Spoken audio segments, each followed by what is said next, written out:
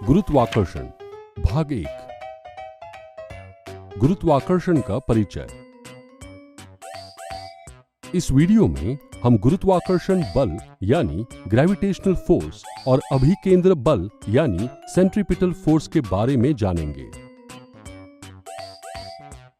हमारी आकाशगंगा में ग्रह सूर्य के चारों ओर कक्षाओं में परिक्रमा करते हैं। हम ये भी जानते हैं कि चंद्रमा भी पृथ्वी के चारों ओर घूमता है। याद करो सर आइजैक न्यूटन, जिन्होंने प्रसिद्ध गति का नियम बताया था।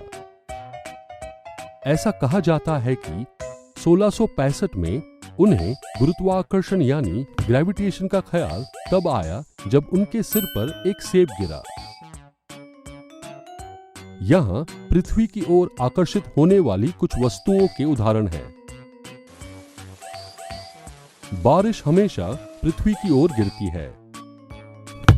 हम देखते हैं कि जैसे ही फुटबॉल जमीन से ऊपर जाती है, वैसे ही ये पृथ्वी पर वापस आकर गिर जाती है। पेड़ की डाली से टूटता हुआ एक सेब जमीन पर गिरता है। इसलिए हम ये कह सकते हैं कि बारिश, फुटबॉल और सेब पृथ्वी की ओर आकर्षित होते हैं। लेकिन क्या वस्तुएं भी पृथ्वी को आकर्षित करती है? अगर हां, तो हम पृथ्वी को सेब की ओर आकर्षित होते हुए क्यों नहीं देख पाते? ऐसा इसलिए क्योंकि गति के द्वितीय नियम से त्वरण किसी वस्तु के द्रव्यमान के व्युत्क्रमानुपाती होता है। पृथ्वी की तुलना में सेब का द्रव्यमान नगण्य है। इसलिए दोनों एक दूसरे को समान बल से आकर्षित करने के बावजूद पृथ्वी का त्वरण सेब से बहुत कम होता है। और यही वजह है कि हम पृथ्वी को चंद्रमा की ओर जाते हुए नहीं देखते। न्यूटन ने बताया कि सूर्य सभी ग्रहों को आकर्षित करता है और यही कारण है कि वे सभी ग्रह सूर्य के चारों ओर चक्कर लगाते हैं। न्यूटन ने यह निष्कर्ष निकाला कि ब्रह्मांड के सभी पिंड एक दूसरे को आकर्षित करते हैं। यह बल गुरुत्वाकर्षण बल है, जिससे सभी पिंड एक दूसरे की ओर आकर्षित होने लगते हैं। गुरुत्वाकर्षण बल के कारण ही चंद्रमा पृथ्वी के चारों ओर चक्कर लगाता है। वस्तुएं पृथ्वी की सतह पर गिरती हैं और ग्रह सूर्य के चारों ओर चक्कर लगाते हैं। अब हम अभिकेंद्र बल को समझने की कोशिश करते हैं। इसे समझने के लिए हम एक क्रियाकलाप करते हैं।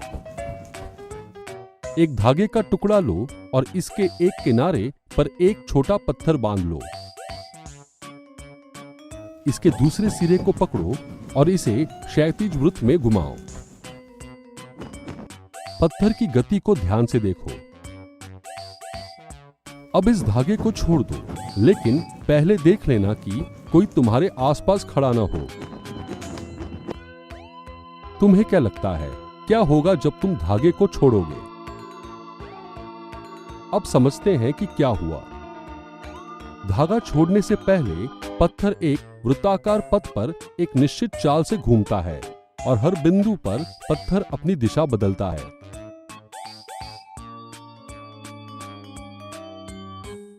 पत्थर की दिशा में परिवर्तन का कारण इसका वेग है।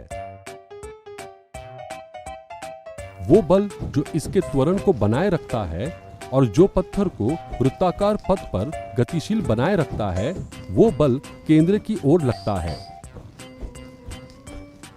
ये परिणामी बल जो वस्तु के वृत्ताकार पथ में गतिशील रखता है तथा वस्तु के घूर्णन के केंद्र की ओर लगता है, ये बल अभिकेंद्र बल कहलाता है। यदि कोई अभिकेंद्र बल ना हो तो पत्थर वृत्ताकार पथ पर स्पर्श रेखा बनाते हुए सीधी रेखा में उड़ने लगेगा। पृथ्वी के चारों ओर चंद्रमा का चक्कर लगाना भी अभिकेंद्र बल के उदाहरणों में से एक है। पृथ्वी के गुरुत्वाकर्षण से मिलने वाले अभिकेंद्र बल के कारण चंद्रमा पृथ्वी के चारों ओर परिक्रमा करता है। यदि अभिकेंद्र बल न हो तो चंद्रमा एक समान गति से सरल रेखीय पथ पर चलता रहेगा। बाय बाय चांद। इस वीडियो में हमने गुरुत्वाकर्षण बल यानी ग्रेविटेशनल फोर्स और अभिकेंद्र बल यानी सेंट्रीपिटल फोर्स के बारे में जाना। अगले वीडियो में हम गुरुत्वाकर्षण के सार्वत्रिक नियम के बारे में जानेंगे।